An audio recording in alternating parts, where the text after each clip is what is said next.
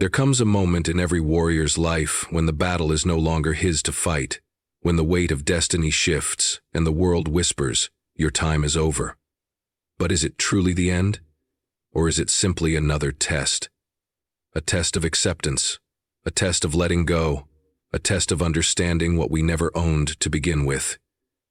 Today we stand together as thinkers, as warriors of the mind, and we ask, what does it mean when the universe, or even God, says, "Your time is over, chosen one"?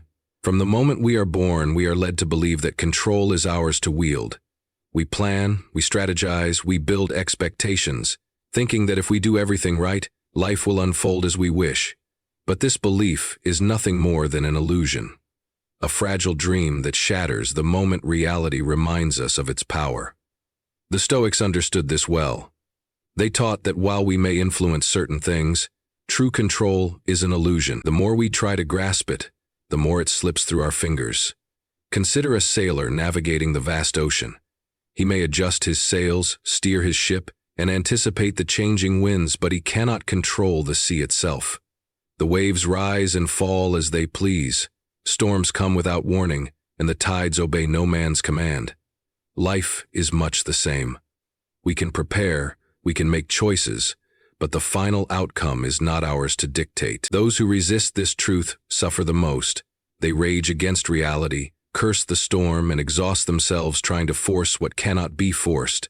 But those who accept it, who adapt instead of resist, find peace even in chaos. Think of how much pain stems from believing we have control. We expect people to behave a certain way, and when they don't, we feel betrayed. We assume our hard work guarantees success, and when failure arrives instead, we convince ourselves that love, status, and security are things we can lock into place, and when they slip away, we feel lost. But the truth is, none of these were ever ours to control. People will do as they choose, circumstances will change, the world will move forward indifferent to our desires. Marcus Aurelius, one of the greatest Stoic philosophers, wrote, "You have power over your mind, not outside events. Realize this, and you will find strength." This is the essence of wisdom. Understanding where our control begins and where it ends.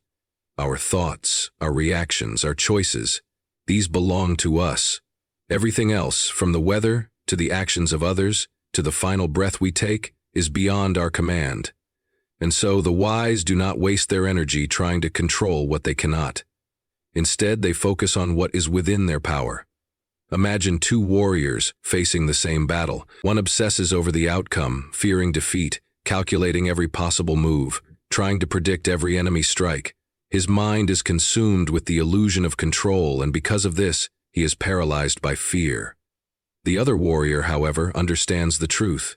He can prepare. He can fight with skill and courage, but the outcome is beyond him.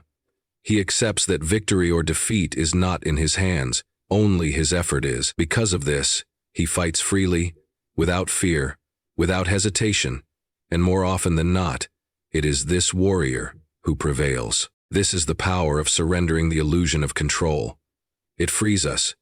It removes the weight of expectations, the burden of trying to manipulate a universe that does not bend to our will.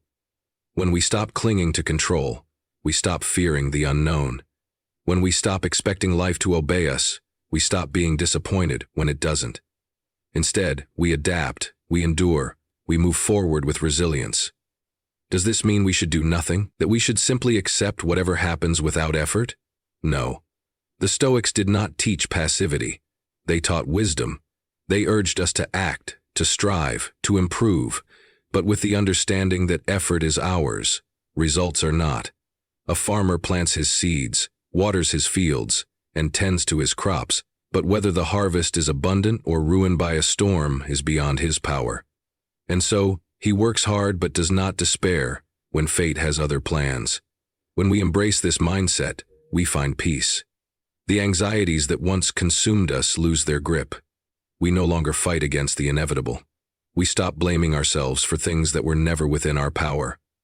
Instead of frustration, we find acceptance. Instead of resistance, we find flow. So the next time life does not go as planned, pause. Ask yourself, was this ever in my control?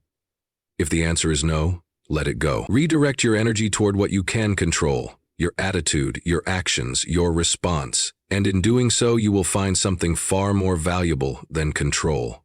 You will find freedom. Death, a word that carries fear, pain, and uncertainty. For many, it is the ultimate end, the closing chapter of everything they have ever known. But to those who walk the path of wisdom, death is not an end. It is simply a transition. The Stoics believe that life and death are not two opposing forces, but two sides of the same coin. One cannot exist without the other. To be born is to begin a journey toward death, and to die is to return to the very place from which we came. What is there to fear in returning to the same nothingness that existed before our first breath? Marcus Aurelius wrote. Death is a natural part of life, like the leaves that fall from a tree. No leaf falls out of season. It does not resist when the wind carries it away. It simply fulfills its purpose, knowing that its time has come. So why should we, who are made from the same nature, resist the inevitable? The fear of death only exists because we cling to the illusion that life belongs to us, that it is something we can hold on to forever. But life is not ours to possess. It is a gift, borrowed for a short time, and every gift must one day be returned. What dies is only the body, the shell that carries us through this world. But what truly matters, the wisdom we share, the love we give, the mark we leave on others. These things do not die. They live on, carried in the hearts and minds of those we touched. Even the smallest act of kindness or courage creates ripples that echo long after we are gone. The Stoics believe that a life lived with virtue is never wasted, no matter how short. For what matters is not how long we live, but how well. If death is nothing but a return to nature, why should we fear it? What is frightening about going back to the same silence from which we came? The body is laid to rest. The soul, if it exists, returns to the universe, and the cycle continues. This understanding frees us from fear. It teaches us to live fully, not by clinging to life, but by preparing to let it go at any moment. To accept death is to be truly alive. Only those who are ready to die without regret can truly embrace each moment. For when death is no longer an enemy, life becomes a gift to be cherished. Not out of fear, but out of gratitude. To be chosen is an honor. To be given a role, a purpose, a mission. These things fill us with pride. We believe we have been selected for something greater, that our presence in this world holds special meaning. But what happens when that role is no longer ours? When the time comes for us to step aside, to make way for another? The truth is simple yet difficult to accept. No one holds the title of the chosen one forever. Every leader is replaced, every warrior lays down his sword, and every star eventually fades from the sky. The Stoics understood this deeply. Epictetus taught that we are all actors in a grand play, each given a role by fate. Some are cast as kings, others as servants. Some lead great armies while others live quiet lives. But no matter the role, one thing remains certain. When the time comes, we must exit the stage without complaint, without clinging to a position that no longer belongs to us. To do otherwise is to fight against the natural order, to resist the inevitable flow of life. History is filled with those who failed to accept this truth. Leaders who held on to power beyond their time, warriors who refused to acknowledge their decline, individuals who could not step aside gracefully. Their refusal led to suffering, both for themselves and for those around them. But contrast this with those who knew when to let go. The greatest among us understand that to step aside is not to be forgotten, but to allow something new to rise. The river never stops flowing. No single drop of water remains at the surface forever. It moves forward, making way for what follows. In the same way, we must recognize when our time in the light has passed. This does not mean we are without value. It means we have played our part, and now another must take up the mantle. The wise do not fight this, they embrace it. They understand that legacy is not built by clinging to power, but by preparing the next to take our place. So when the universe whispers that our role is over, we must not resist. We must bow our heads, step aside, and do so with grace. For it is not in holding on that we show our greatness, but in knowing when to let go. Life does not always unfold as we wish. We make plans, set goals, and dream of a future shaped by our desires, Yet time and time again, reality reminds us that we are not in control. Unexpected challenges arise, losses strike when we least expect them, and the path we envisioned is often blocked or altered. In these moments, many curse their fate, resisting what life has placed before them. But the Stoics teach us a different way, Amor Fati, the love of fate. Not just acceptance, not just tolerance, but love for whatever comes our way, even when it is painful, even when it is not what we wanted. To love fate is to see everything, good or bad, as necessary. It is to understand that every hardship, every setback, every loss is not happening to us, but for us. Marcus Aurelius wrote, "A blazing fire makes flame and brightness out of everything that is thrown into it." This is the heart of Amor Fati. Whatever life gives us, we must not only endure it, we must use it.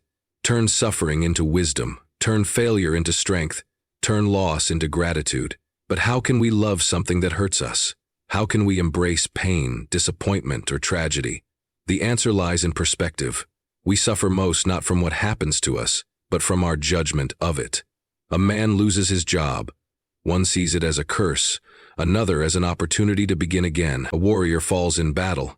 One sees it as a tragic end, another as a noble fate. The event itself is neutral. Only our mind decides what it means. Amor Fati teaches us to choose meaning wisely, to see every moment as part of a greater design, even if we do not yet understand it. There is freedom in surrendering to fate, in trusting that whatever comes our way is exactly what we need for our journey. The river does not resist the rocks in its path. It flows around them, shaping them over time. We must do the same. Love your fate, even when it is difficult, even when it breaks you. For in the end, fate is not your enemy, it is your greatest teacher. And to love it fully is to be truly free. Many people chase longevity, believing that a long life equates to a meaningful one. They fear being forgotten, thinking that time itself is what grants them significance. But time does not measure legacy. Impact does. A person may live 100 years and leave nothing behind, while another may live only a few decades and change the world forever. The Stoics understood this well. Seneca wrote, "It is not that we have a short time to live, but that we waste much of it. What matters is not how long we exist, but what we do with the time we are given." Consider history. Some of the most influential figures did not live long lives, yet their names remain immortal. Alexander the Great died at 32, yet his conquests shaped civilizations. Marcus Aurelius ruled for only a short period compared to many emperors, yet his wisdom in Meditations continues to guide countless souls centuries later. The impact they left behind was not tied to the length of their lives, but to the depth of their actions. Impact is not about grandeur or fame. It is about the mark we leave on those around us. A kind word, a lesson shared, a helping hand extended. These things ripple through time in ways we may never see. A teacher who inspires one student may unknowingly shape the course of history. A parent who raises a child with wisdom and kindness influences generations to come. The size of the stage does not determine the significance of the performance. The mistake many make is believing that their legacy must be grand to be meaningful. They chase wealth, recognition, or monuments in their name, thinking that these will make them immortal. But all material things fade. Buildings crumble, names are forgotten, fortunes disappear. What remains is the way we touched lives, the wisdom we passed down, the courage we displayed when it mattered most. To live with impact, we must focus on the present.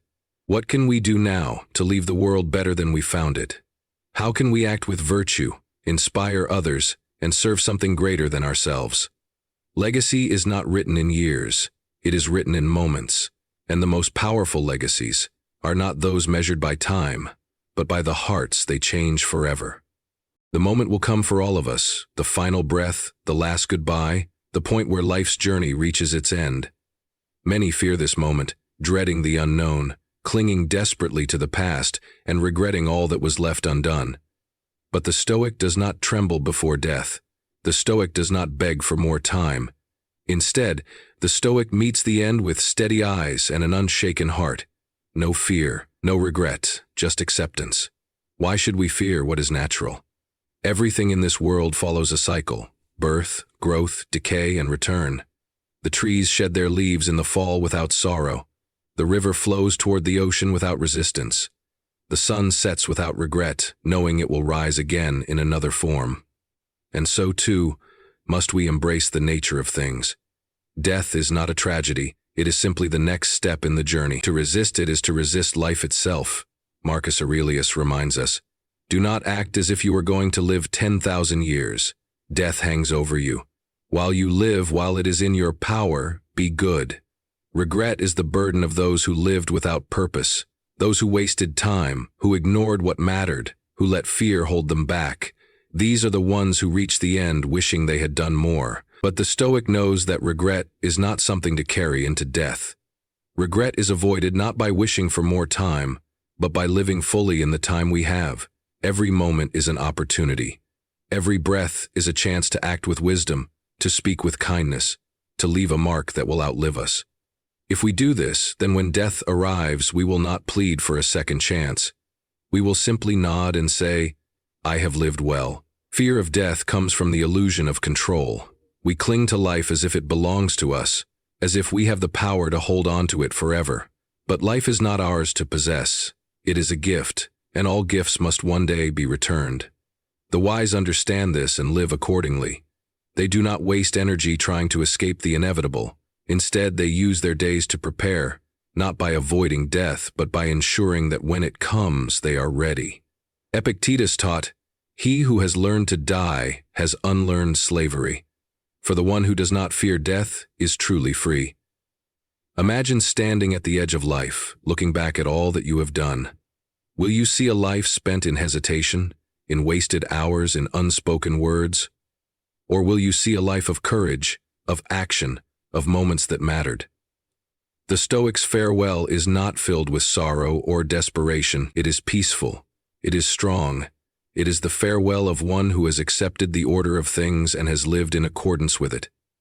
To live without fear of death, we must start now. Every day, we must remind ourselves, memento mori.